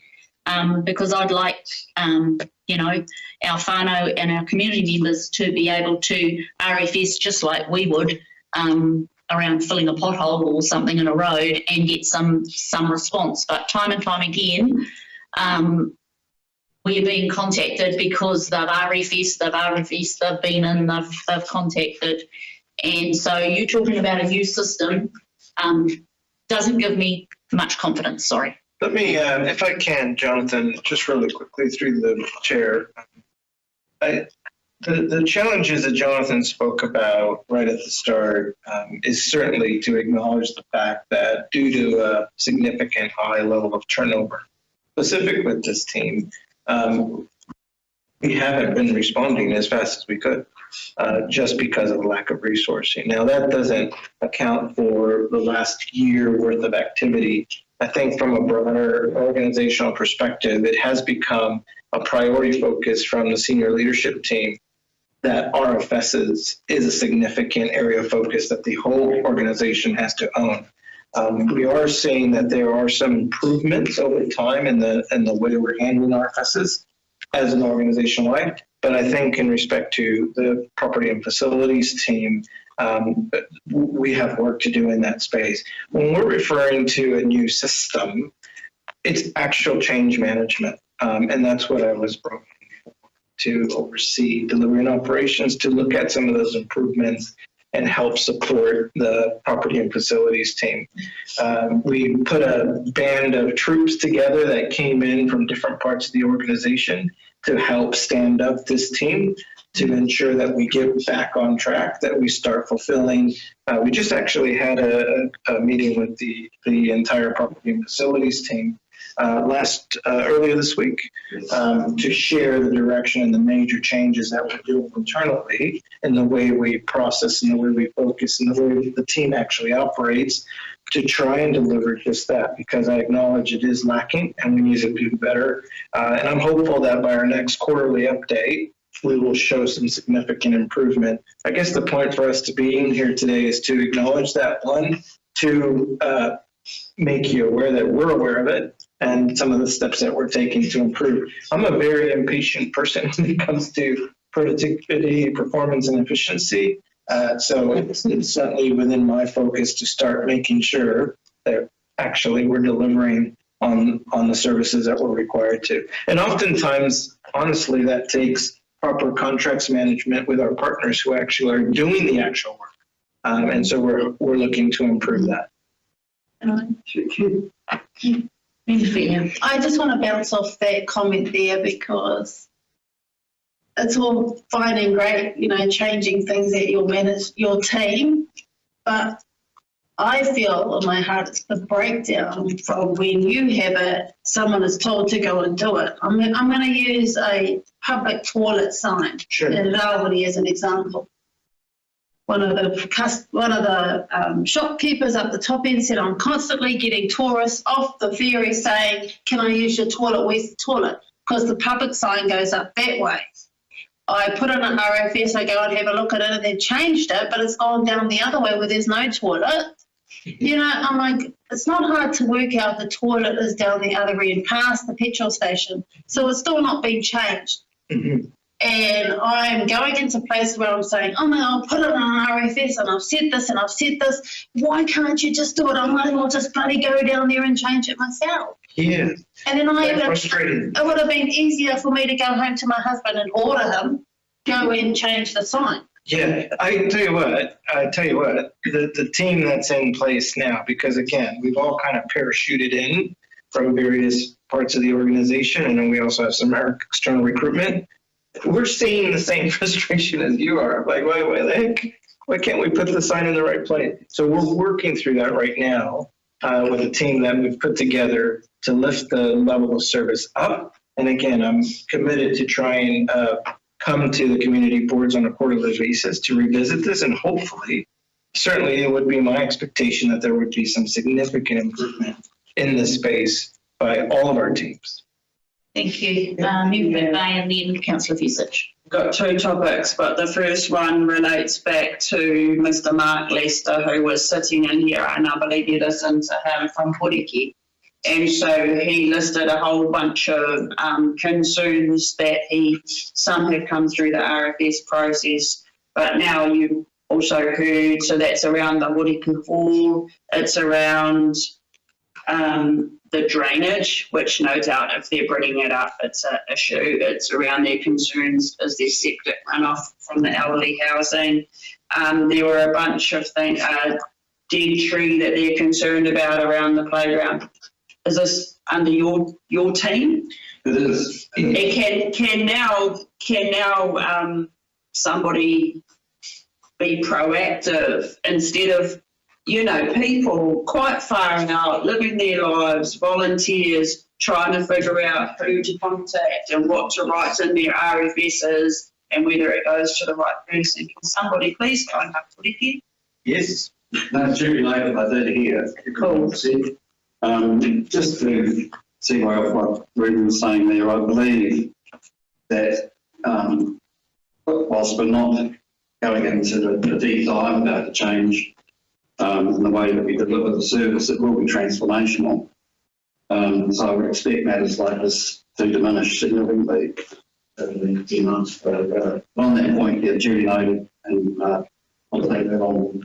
So what needs to happen? Like, I mean, we've been taught to tell everybody to put RFSs in and then escalate them, and that's fine. I get the need for that.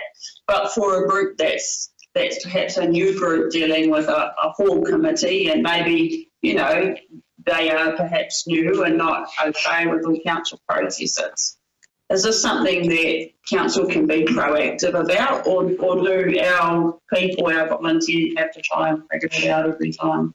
Can I just note, no, they shouldn't have to, because the simple process would be around the RFS. If there is a council response that's required, that is a mechanism to get council's attention to address and look. A lot of the activities, certainly from the compliance side, is around being made aware of issues from the community. There's not necessarily staffing available to do 100% monitoring 100% of the time, right? So we're very reactive in a sense. We are working to try and get more proactive by way of how we manage our contracts. Are our contractors doing what they're supposed to? Are they mowing this particular reserve on its frequent? So that's an auditing function that we're going to be getting better on in the coming months. What I do want to point out, though, is that there is a difference between from an operational side, the responsibility that we have to existing assets that we know we have to manage versus new and proposed ideas or recommendations. Hey, can we have a new, rubbish bin here? Or can we have, that's not, it doesn't fall within our scope to address those requests. Sure. That goes through certainly a community board consideration, possibly council if it's a much bigger request that requires additional funding. What we're responsible is for making sure that we are maintaining the existing assets on the books and having a better understanding of what that frequency of maintenance is. So RFSs, as they come through, we'll triage those, making sure that it's something that we can respond to. And other things that come through the RFS process are those requests and nice to have, so to speak, that certainly are needs of the community, but not within our realm of being able to take responsibility or ownership. That's at a governance level to a certain degree. And it's not until the appropriate policies or approval or plan or project or budget is approved, do we then take ownership of it and make sure we maintain it moving forward. Sure, I was thinking more of the maintenance and Yeah, the drainage, dead trees. And yeah, absolutely. So for all of those things, please, the RFS process. And I think it's important to really stress that from an organizational side of things, from the chief executive through to SLT, and our staff can attest to this on our leaders call. We are talking about RFSs every single week. There is a high level of focus across the organization that anyone who has an RFS associated with their department, function, assigned to them personally, need to be looking at that and responding to our customers. So there is a significant effort, and it's probably because the outcry from our communities, from our escalated issues that our community boards are seeing, we're trying to do a better job of that. Just a quick question. Usage. Yeah, just very quickly, thanks. Actually, McVeigh actually didn't mention Mark Easter, so now that's the hall that it should actually have in there because there's courts there, there's that activity in the hall call. There's thousands of cyclists that come down on the great rides down through there as well. But what I want to say is I'm pleased to hear, Ruben, that you're looking at the redoing of the RFS and also understanding with the new city care guys on board, the contractors. They have good quality reporting methods. And what I'm going to ask is we've asked, it would be really nice to actually have online all of our assets, what has been done. So you've got history there online, plus what's coming up in the next month. That would answer a lot of the questions from the public and so on. They can know, they can go on to the website and see it. Yeah. Absolutely. Yeah, one of the things I've done through you, Madam Chair, has been the introduction of a monthly report from City Care, who's one of our main contractors in the maintenance space. And that's being reported through the Te Koko committee.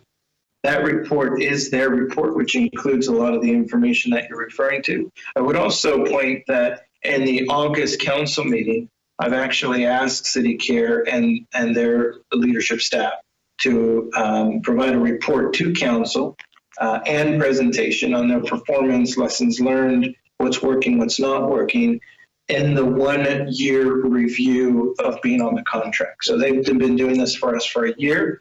We should be able to have a discussion or see evidence of what's working, what's not working, and certainly the performance as it relates to our district and the scope of their contract. So to short answer, yes, that information is being made available publicly through the agendas and the Te Koko meetings that we're committed to providing. Thank you. Was there another question? Yeah, just a quick question. How do you prioritise the RFSs? Like, I know you've got east, north, west, and all of that, but living on the west, we've got nothing. We hardly got a road. Yeah, sure. Yeah, just a little bit of information about that would be cool. I think generally speaking, the RFSs are prioritized based on the category of the need of where it's coming from. Some require boots on the ground immediately. There's a health and safety risk consideration that certainly escalates things. If there's a tree down in the middle of the road, obviously something like that gets prioritized. What we're attempting to do, and we've already started actually gathering some evidence and information, we're starting to figure out how long does it take us to respond to certain specific types of RFSs. That information to us is very valuable because then we know how to resource appropriately to respond to those RFSs. We can also go back and say, based on historical information, your request, because it's sort of fits in this category, it's taking us about 5 days to respond to something like that. And what you'll start to see through our improved processes within just a customer service attitude is being proactive in communicating those expectations back to our customers who send those RFSs in. There's obviously an escalation method that gets raised at the governance level of community boards become aware of RFSs that are existing that perhaps may not be getting answered or being attended to. Those come our way as well. Those escalated matters hit my desk. And then I go over to them and say, what the heck is going on? Let's figure out what's happening. So yeah, they're appropriately being triaged. Yeah, I think we've all got examples of what Tanya explained earlier. Reuben, that's the frustration for me. Absolutely. So I just wanted to add a couple of things. I was pleased to see that furniture cleaning is included in the report, and I just hope that it is done. And the daily street cleaning of town centres. So what town centres are being referred to there? Chris, if I can speak to that street cleaning aspect, we met with City Care earlier this week, as we do regularly. The challenge presented by that has been met. They had an issue with resourcing, which caused a pause in that process. So they've been recruiting for that. In the meantime, with the reduction in mowing requirements, they have moved people from mowing onto the water blasting, and they're also reallocating the times when they do that. So there are not 24/7 shifts, but they're working 3 hours in the morning, which in itself poses a security issue. So there's a number of moving parts to that, but certainly they're ramping up that activity. So what centres are being referred to here? Town centres, is that or Hawaii? Is that Rawene, Opanoni, Kaikohe?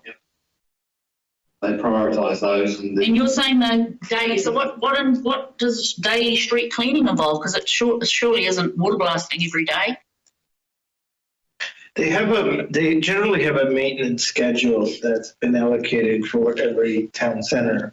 We can certainly provide additional information on what the detail of that is, because I think you're right, it's actually of interest. And if we put that in front of you, it would be quite helpful. Yeah, and I think that's the crux for me. I mean, you referred to staffing, Ruben, and totally acknowledge that staff are pivotal.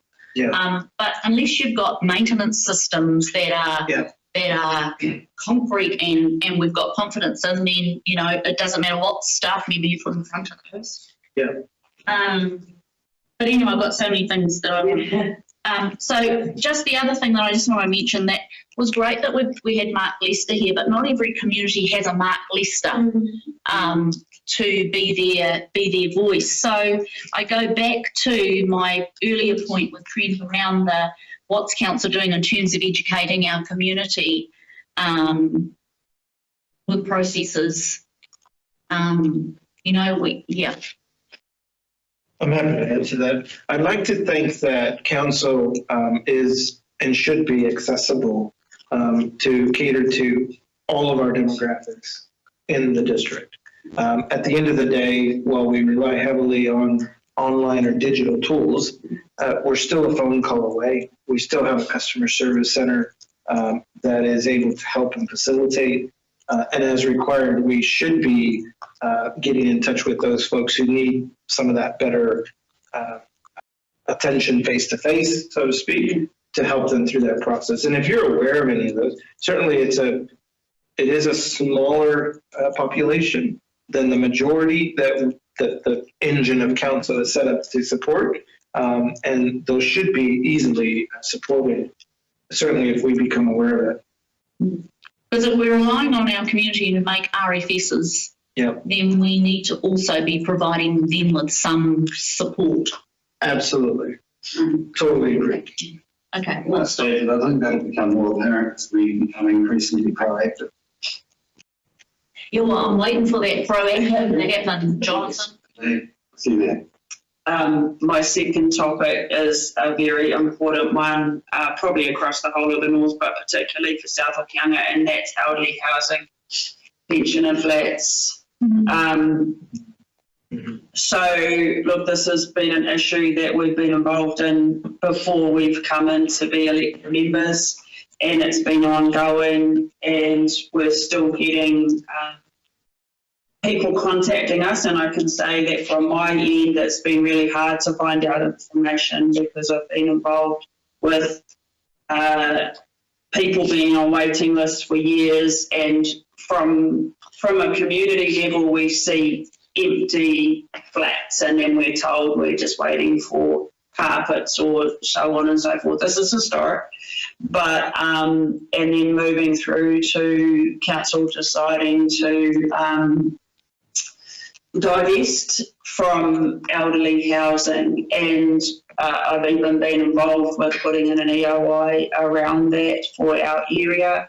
That raised a lot of questions in terms of even what was being divested and what council actually owns and doesn't own with regard to elderly housing.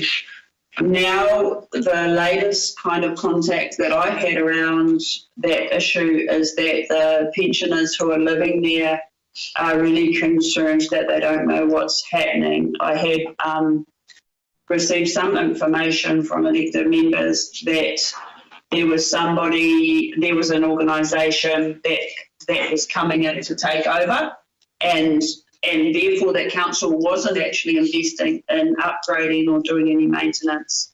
But since then I heard that that's not the case. Can somebody please tell me, so that, and I know we're live, so can somebody please explain once and for all where we're at with pensioner housing and what is the plan, please? Yeah, I guess the best way that I can answer that is that the elderly housing, certainly there's a lot of discussion and decision-making process that goes through council to facilitate that. A lot of that elderly housing piece of work is sitting with a staff member within our chief of staff team. From the delivery and operations side, we're on our end, we're solely responsible for ensuring the proper maintenance of these assets. So there's a separation between governance decision and then the assets that are already owned by council and how we manage them in terms of maintenance is what this team is responsible for. I'd be happy to go and shoulder tap my fellow GM who is working in this space to make them aware of the concerns raised. But to the extent where we can provide confidence in our responses is around maintenance of these facilities to make sure they're suitable for them to be of use. Is there maintenance still going on, or are there still empty flats because there isn't maintenance happening on them? I can say that there is maintenance program ongoing. You have a dedicated resource within public facilities doing that. So yes, most important, but the workshop, I'm going to give a bit of an update. I did go to the Marbury public meeting. Yep. And organised by Sheena Ross. And there were pensions regarding the Marbury future place there. And we had a good discussion actually and provided a lot of information. So on that update, so essentially we're working through that process. You're right. And the council is looking to divest. They did go with consultation twice or three times, I can't remember that, but certainly twice. And it's been a slow process. And also the community FNDC is interested in partnering. We could have handled that a lot better, I agree. In the meantime, we're working on keeping this open, so to speak. No intention to sell them privately or pick them out and things of that nature, which is a concern. Certainly have to put councillors saying there's no way we want to stress elderly, and they are then expected to leave. I'll give you an update, and it's all really out there in the public. And I would hope that we can actually maybe do better communication in that regard, so that people have an idea who we are. So do we still have empty pensioner flats because there's maintenance hasn't been able to be finished? I think we do actually. Yeah, that's a fair summary. We do. Do you know how many in our area? The best of my knowledge are in total, I think there's 32, but I couldn't give you an accurate picture of how they 32 empty? 30 across the district. Yeah. Do we have that information in the monthly report? Can we maybe consider and include that detail? I think it might be helpful for the board to consider that information in the future reports. Just a final query for me about service centres. Is that part of your responsibility, Jonathan? Sorry, could you repeat? Service centres? Yeah, so we provide maintenance support service center. What's the question in regard? Oh, just that I'm aware that through a phone call that I had from a couple of community members, maybe last week or the week before, around the Kyle Service Centre being closed and them travelling quite some distance to go to the centre, and it was closed. Okay, yeah. So for the operation of the service centers themselves, which is also a library there, is the community and engagement group, and that would sit with Nicholas Smith currently. There's probably some confusion because that's my substantial role is in the community services space. And that's currently being managed. Yeah, that was another issue actually, was the Wi-Fi being down for some time for community members going in to pay accounts online and being very frustrated by that, not being able to do that and incurring penalties because they were late. Yeah, it shouldn't be there. That shouldn't be. Sorted that out. Yeah. I'll follow up on that for you. And just, I think what the expectation should be is that some public comms should go out to advise if there is a disruption in service or an unscheduled closure, and certainly the reason should be valid for us to do that. Okay. Thank you, Jonathan. Last but not least, we've got Katie. Katie's probably easier to chat with because She's our internal police officer. She audits our various teams to ensure that we're doing the right thing, and she'll explain why. Katie. My name is Kaikohe-Hokianga. I'm the manager of quality. My role is split across two functions. I manage the quality assurance systems for the Building Consent Authority as well as the Food Verification Agency. So each of those functions or teams within council need to meet accreditation requirements. So they've got very specific regulations that they need to meet. And so what I do is I check to make sure that they have the policies and procedures they need in place to meet those regulations. But I also check to make sure they're doing they say they're supposed to do in that space. In October last year, we had for the building team, we had IAN's assessors come in and see how we were performing in that space. And then they considered us low risk after that, and they pushed it out to a 2-yearly cycle, so we won't be seeing IANs for another 2 years. And for the food space, we had in June last year, same sort of thing. There's no issues with that. In actual fact, they were so impressed that they had no findings at all, which never happens in an audit. So that was for food. Then next due back in December this year.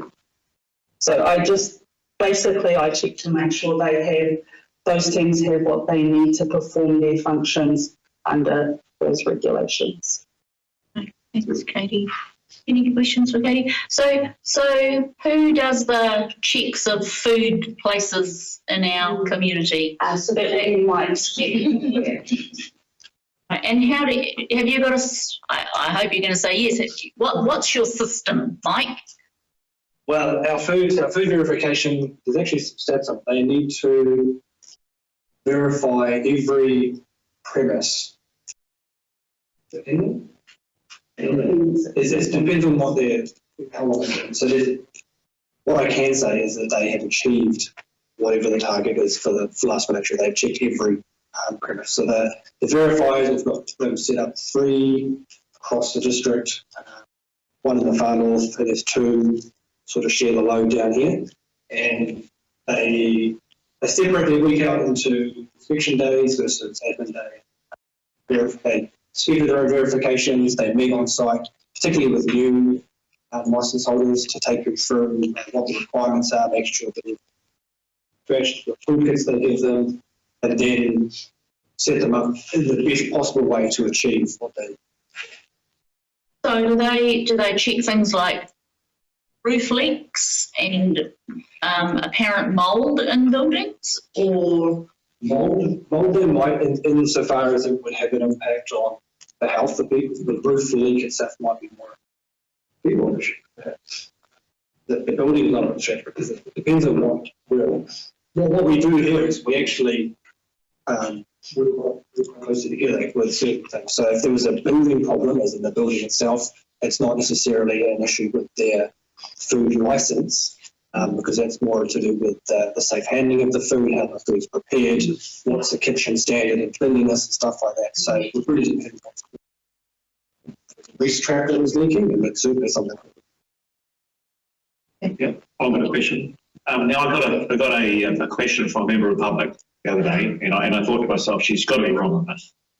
But she asked, why don't these caravans that are sitting on private property and selling food over the fence have health certificates? And she said, I've been told by the council they're not required because they're on private property and there's nothing we can do about it. I thought to myself, surely not. Can you please tell me whether or not they should have or shouldn't have health certificates? The answer, I'm pretty sure the answer is no, they don't need to. As long as they comply with whatever regulations, fire safety. So these people, they're open as much as a shop on the street. They're selling food, and you're saying, as a business, and you're saying they don't need health certificates. I can certainly confirm that, but if that's the answer they've been given, most likely they've gone to make. Can you can you answer that question and email me the legislation or the exemption and the legislation? Sorry, just the distinction in that question, is that in regards to food trucks or whatever that gets set up on private land? Or okay, so you drive around Kaikohe, and on private property there are a number of burger caravans selling food from that over the fence and they're permanent. They're quite good too, but yeah. I totally hear the concern. Well, I mean, you got to look at it from the point of view of the people in town, right? So, and health it's on commercial property. And health and safety as well. Yeah, well, have a massive amount of expense. So that brings another matter too. What about markets? What about stall holders at the market selling things? Is that the same?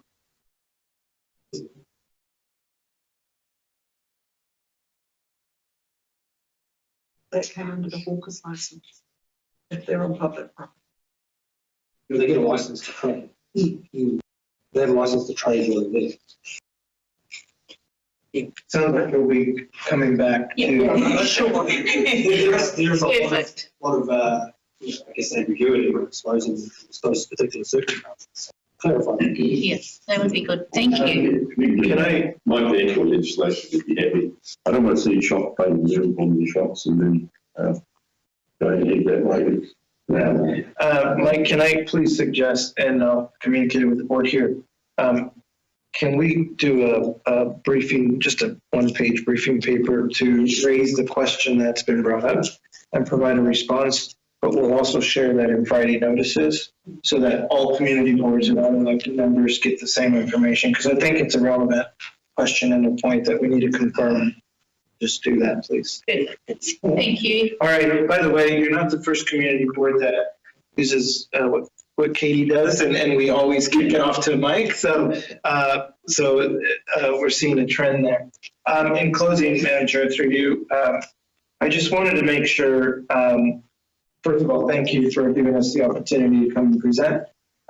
We want to continue this on a quarterly basis, come to you, provide a report in your agenda, things that we can speak to. I think it's important for us as staff, certainly for the leadership team within BNO, to engage with our community boards and actually feel and get the pulse of what the community is undertaking or going through, and give you the opportunity to engage and discuss with them. So we found it helpful. I hope you as well, and we look forward to providing a further update in 3 months' time, and hopefully demonstrate some significant progress in some of the areas that we've discussed. Good. That would be great. Thank you, Ruben, and thank you to everybody that's presented today. Thank you for your mahi. Thank you. So, we have a mover and a seconder. We have a mover and a seconder for that recommendation. All those in favour? Aye.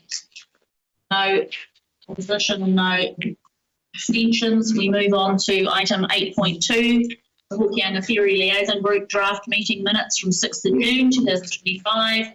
Recommendation is that the board receive the report Hokianga Ferry Liaison Group draft meeting minutes from 6th of June 2025. I will move that recommendation.